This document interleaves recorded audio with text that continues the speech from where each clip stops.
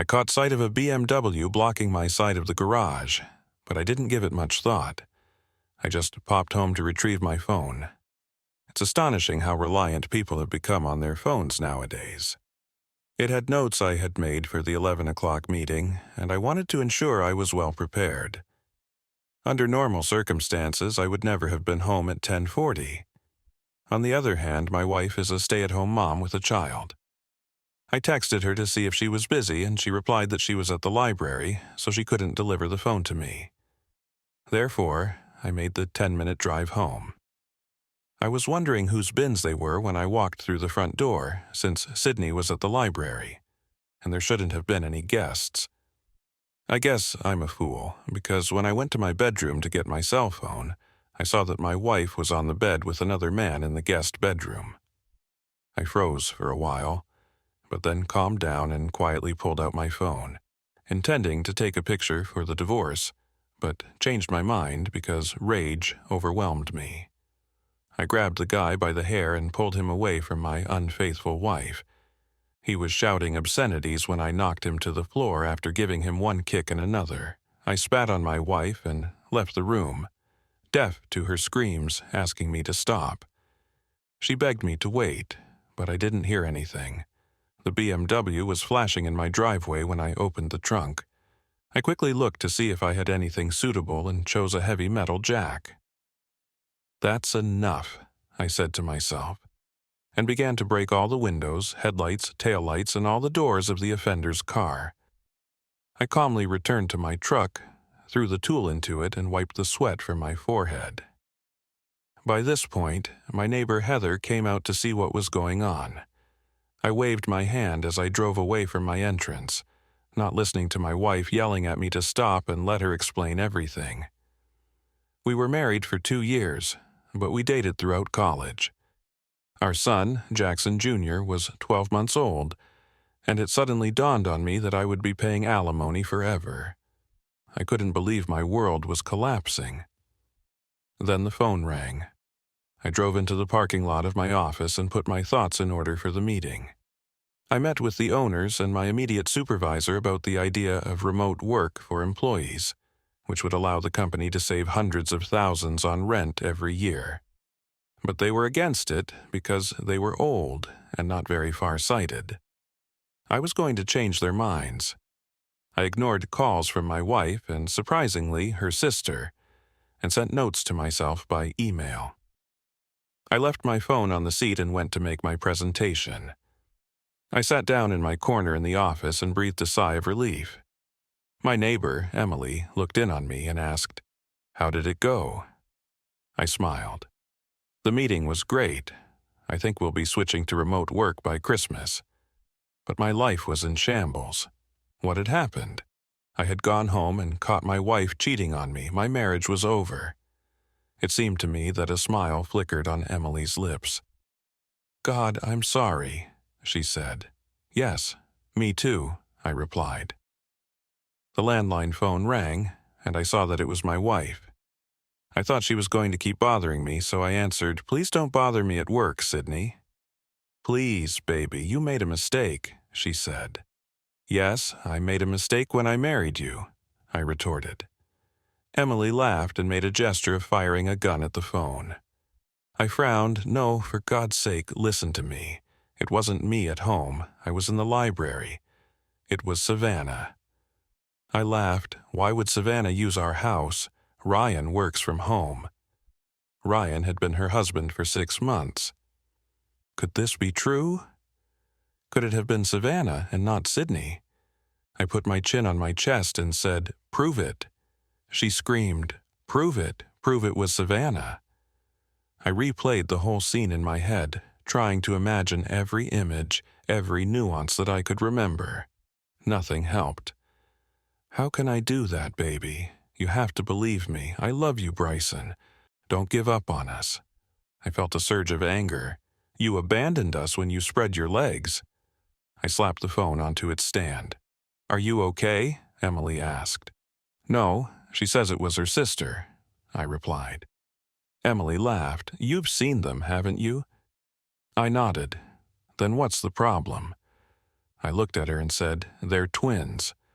The rest of the day I was like a zombie.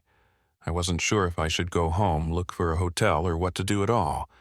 But I was expecting an ambush on my return home. Sydney and her sister were so close to their mother that I figured all three of them would be there to pounce on me. I pulled into my garage at the usual time and saw that Savannah and Victoria were already there. Victoria was my mother-in-law and could be a triplet with her daughters, except for the extra 20 years reflected by the tracks of experience on her face. She was an exact copy of them. I approached my ambush, and when they all started talking at the same time, I raised my hand to stop them. "Shut up, all of you." I went to the playpen of little Jackson and picked him up. "How are you, baby?" I asked, as if he could answer me. I tickled him, and his giggling couldn't help but amuse me. I was worried about losing him after the divorce, and Sydney would find someone to replace me with. He was so young. Would he ever think of me as his dad, or would he look at my replacement as his dad? It broke my heart. A tear rolled down my cheek as I sat on the couch. Little Jackson wriggled out and slid down my legs to quickly crawl away. All three women looked at me expectantly, and each of them looked like an asp ready to strike. "Okay," I said. "Where's Ryan?" "Why does Ryan have to be here?" Savannah asked. "I knew it was you because you had a mole on the back of your hand." "No, I didn't notice her hand this morning," I replied. "That would be too easy. I was an ass to leave without letting her explain, and she begged there wouldn't be any problem if I just stayed. But if it was you who slept with this man in my guest room, doesn't he deserve the right to know? I won't tell Ryan." "I was hoping you'd keep this between us," she whimpered. I laughed. "You expect me to believe it was you and not Sydney, but not tell Ryan? I don't believe you." Victoria intervened. "Bryson, let's not ruin marriages over this." "Oh, you're being a little brazen, Victoria," I said. "I'll tell you what happens. My marriage is ruined, and the only thing that can bring it back is Savannah's confession to Ryan of her infidelity." The women gasped, and Sydney began to sob. "Ryan is too much," Victoria said, defending her daughters. "Wait a minute," I said. "I need to change. I'll be back soon." When I got to my bedroom, I called my father-in-law, David. "Hi, Bryson. What happened?" "David, you need to come to my house right away. I have a lot of problems here and I need your help." "What's going on?" "Everything is fine. Just come here as soon as possible." I ended the conversation and decided to stall a bit. I took a quick shower and dressed in comfortable shorts and a tank top. It's been about 10 minutes, so David should be here soon. I went downstairs, looked at the three women who were whispering conspiratorially, and took a couple of bottles of beer from the refrigerator. Just in time, David walked in the door without knocking, as usual for him. I poured him a beer, and the ladies started on me again. "Sydney, why did you call my father? He shouldn't be involved in this nonsense," she snapped. "I need backup," I replied. "You're lucky I got to voicemail in Ryan's case." Savannah opened her mouth. "I never called Ryan. I never liked this guy, and I didn't want to see him." "What's going on, Bryson?" David asked. "Well, today I found my wife sleeping with some man in my bed, and they are trying to convince me that it was Savannah, not her." He screamed, "What?" I knocked Eric and continued while he looked at the women. "The problem is that Savannah refuses to tell Ryan. She can save my marriage by destroying hers, but she doesn't want to. This tells me that it wasn't her but Sydney." "I agree," he said. He looked at me and asked, "And what is my wife's opinion?" I frowned. Victoria seems inclined not to tell Ryan and just move on. She seems to think that her daughters should be allowed to have their affairs without any consequences. Faraday said, "I'm just trying to save their marriages." David said, "If I even think that you knew about it or see that you support it in any way, I will throw you out on the street." "Bryson, bring Ryan here. He should know that his wife is unfaithful to him, and he can decide for himself whether to stay married to her. A bleeding look appeared on Sydney's face as she turned to her sister, Savannah. Savannah looked at me and stood up, shaking her head. "I'm really sorry. I refused to tell my husband that it was me. I'll take my chances." "You," Sydney shouted, "are you going to ruin my marriage for a chance to save yours? Get out of my house, and you better understand that I'm going to tell Ryan everything." Savannah laughed. "Do you think he'll believe you? You will do anything to try to save your marriage, even lie to ruin mine." Victoria stood up and said, "Girls, stop. The only thing that will save your marriages is the truth." Savannah grinned and walked out the door. "I didn't expect such a performance," I said. David looked at me questioningly. "She plays it out," she said. "She said versus she said. If they both blame each other, no one will know for sure who it was. She decided that both Ryan and I would think that our wife could have done it, but without accurate evidence there is a chance that we will not divorce." David said, "Yeah, but look at it this way, David. It happened in my house. This means that either it was my wife or my wife knew about it and supported the unfaithful sister, even encouraged her by allowing her to use my house. If Sydney doesn't see a problem with her sister betraying her husband, how can I believe that she doesn't betray herself? After all, they are twins." "No," Sydney screamed and ran into our bedroom. I knew their identity didn't mean they would both be traitors, but I thought it was a good way to hurt her. Victoria turned to go to Sydney, but David stopped her. "If you support any of them in this, I will assume that you support them, and you will end up on the street. Understand?" She nodded meekly and hugged David. I lifted Jackson out of his chair and kissed him, hoping that everything would somehow work out. I fed Jackson's dinner and put him in the playpen while I was trying to figure out what to do. Sydney didn't come down, and I figured she was doing the same thing as me. I sat with my eyes closed, going over and over in my memory the pictures of the bedroom at that moment, and could not remember anything that could prove that it was Savannah and not Sydney. I was interrupted from my thoughts by the ringing of my mobile phone. "Hi, Emily. How are you, Bryson?" "Nothing. There's no forward or backward movement. I'm desperately trying to figure out how I can find out for sure which one it was, but I'm stuck in uncertainty." "I'm so sorry, Bryson. You don't deserve this," Emily said. "If you need anything, I'll be right there, okay?" "All right, Emily. Thank you. See you in the morning." I ended the conversation and thought how good it was that Emily checked on me. We've been friends since we started working on the same day 2 years ago. Her workplace was next to mine, and since the office was open, our computers were facing each other, and we looked at each other almost all day. She was a pretty girl, a little bigger than Sydney, but she had some thoughts and often made hints and used ambiguous expressions during the day. If Sydney was tall and slender, Emily was short and curvy with long red hair that she constantly pushed back throughout the day. "Bryson," Sydney said from the stairs, "I swear on our son's life, it was Savannah. You have to believe me. Believe in my love for you." "How can I believe you? If it wasn't you, why did you let your sister do this in our house? You really screwed up, Sydney. I don't see a way out of this situation for us." She was sitting on the stairs and sobbing. I knew I had to do one thing for sure, so I called Ryan. "Hi, Bryson." "Hi, Ryan. Did Savannah tell you about today's drama?" "No, she went to a friend. I haven't seen her since breakfast." "Well, I'm sorry to tell you this, but I caught one of our wives in bed with some man on the bed in my guest room this morning.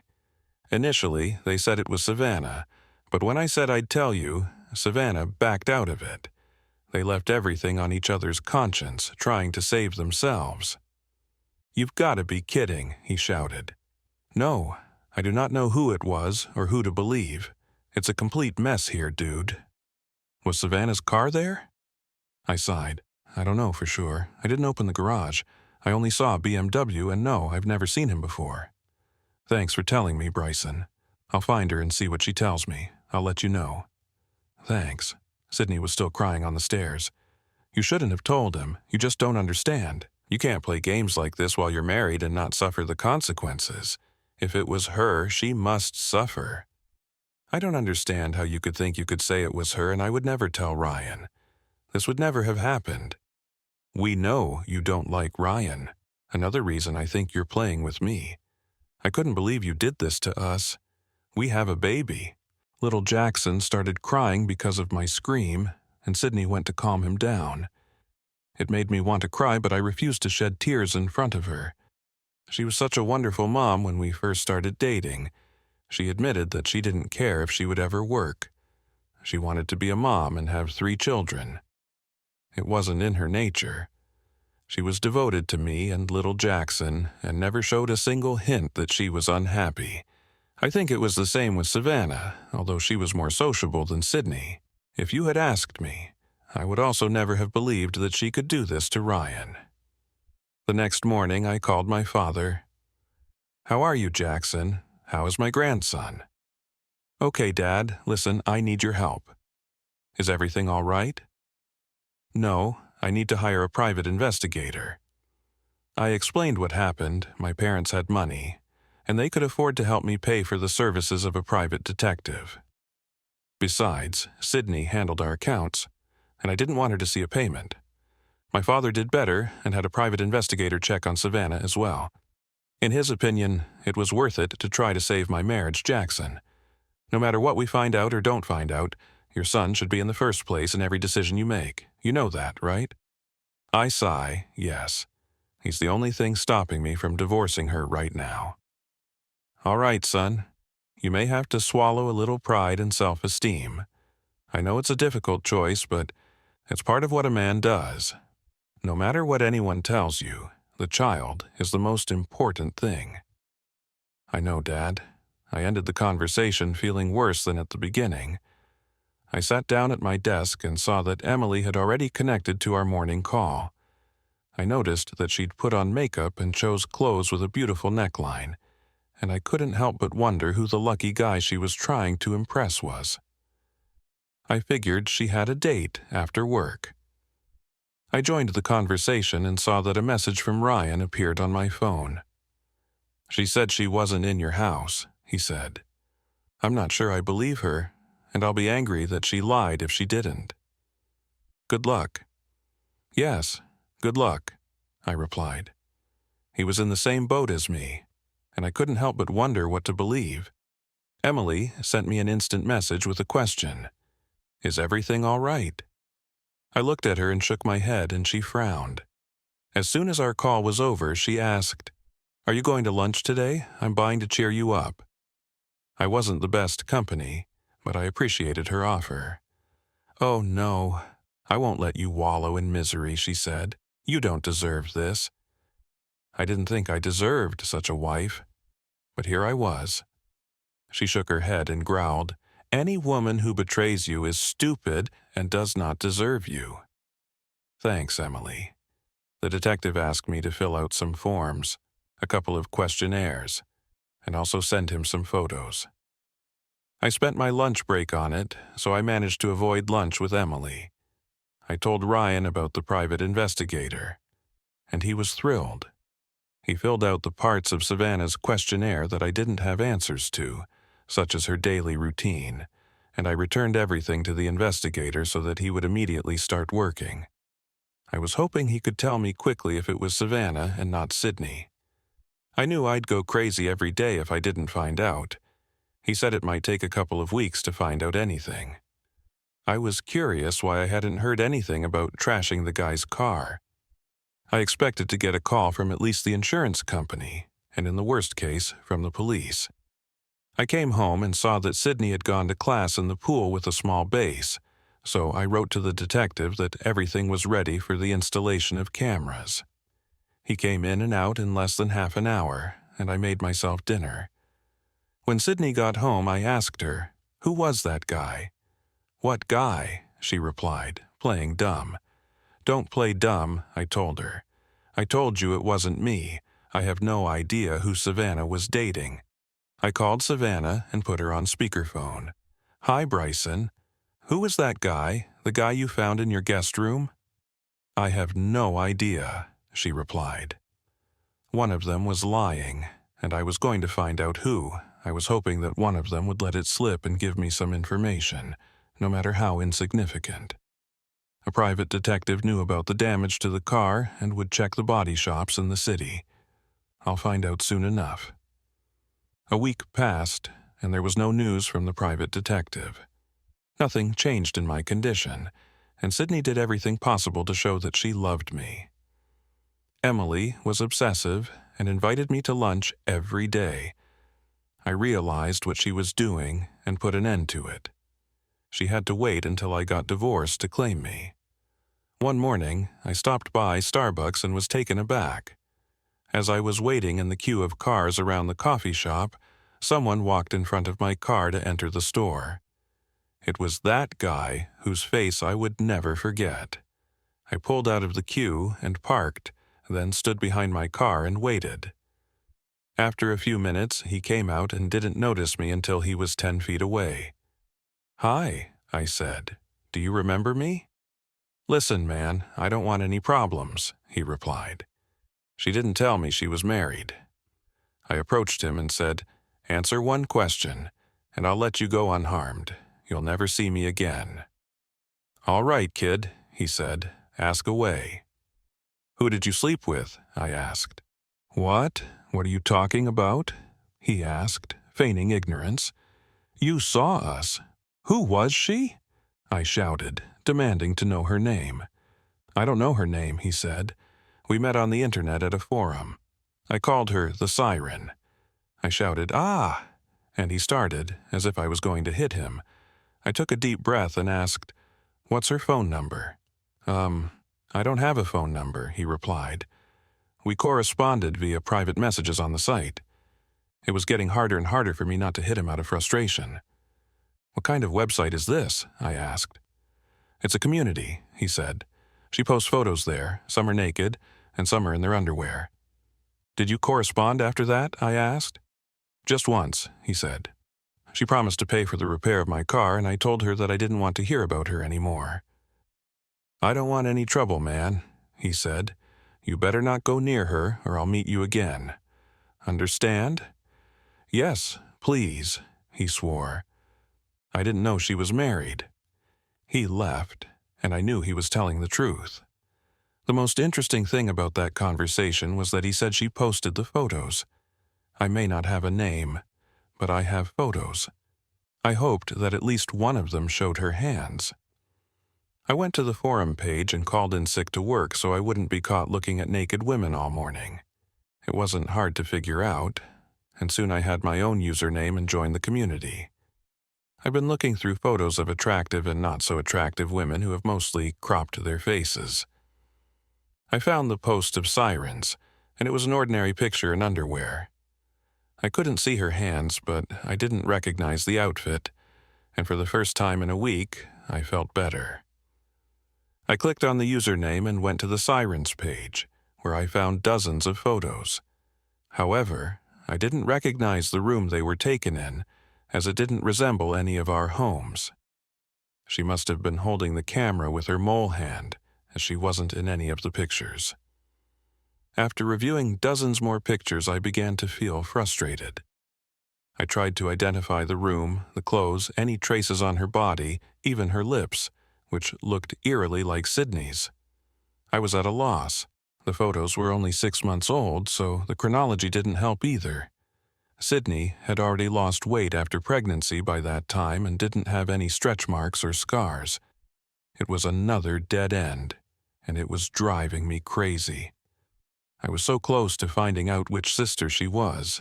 Then I had an epiphany. I entered the house where Sydney was feeding my son. She asked, "Is everything all right, Bryson? Are you feeling all right?" "I'm fine," I replied. "Could you make me some soup?" "Sure, kid. Sit down. It'll be ready in a minute." I saw her phone on the table and sent a private message to the user, Siren. I put the phone down and waited. It was excruciating. Sydney looked at me and asked, "Bryson, I don't want to put pressure on you, but are you close to a decision? I'm dying a little bit every day without your love." I was about to tell her that I still loved her when my phone buzzed. I opened it and saw a message from the siren. I broke down, crying like a baby, and Sydney hurried to me, hugging me. "What's the matter, Bryson? What's the matter?" "I love you so much, Sydney. I would have died if it was you." "What are you talking about?" she asked. I told her about my morning and showed her the photos. She looked at them and laughed. "You're stupid, but your mind is a mess," she said. "What do you mean, darling?" I asked. "You said you couldn't find any differences between me and these photos. You missed a big difference." I looked at the one on my phone and stared at it, feeling stupid. "I'm sorry, I just can't see," I said. "Oh, honey, look," she said, taking off her yoga pants and underwear. I started laughing, realizing how foolish I'd been. "It was all in vain," I said, laughing. I kissed her and asked, "Is it bedtime already?" She grinned and replied, "Oh yes, I'll meet you in the bedroom." Sydney had a small tattoo on her thigh in the shape of a sun, which I hadn't immediately noticed. However, not all of our problems had been solved. She may not have prevailed on me, but she allowed Savannah to use our house. She tried to justify it and find excuses, but I didn't buy it. A few weeks later, I received a private investigator's report stating that Savannah had been dating several different guys at hotels. I gave the information to Ryan and he kicked her out. I told Sydney that she should cut off all contact with Savannah, and she reluctantly agreed. She was already mad at her and wouldn't talk to her because of her lies to me and Ryan, but she decided that they would eventually make up. I do not think so. I told her that if I ever found out that she was communicating with her sister, I would kick her out. It may seem cruel to some, but I believe that this is the only way to protect yourself. I talked to a lawyer about a postnuptial agreement, but I was most concerned about a small clause. In my state, it is not allowed to include guardianship in a postnuptial agreement. As a result, I forced her to sign an agreement that gave me most of the property and left her without alimony if she had an affair on the side. She signed it without hesitation.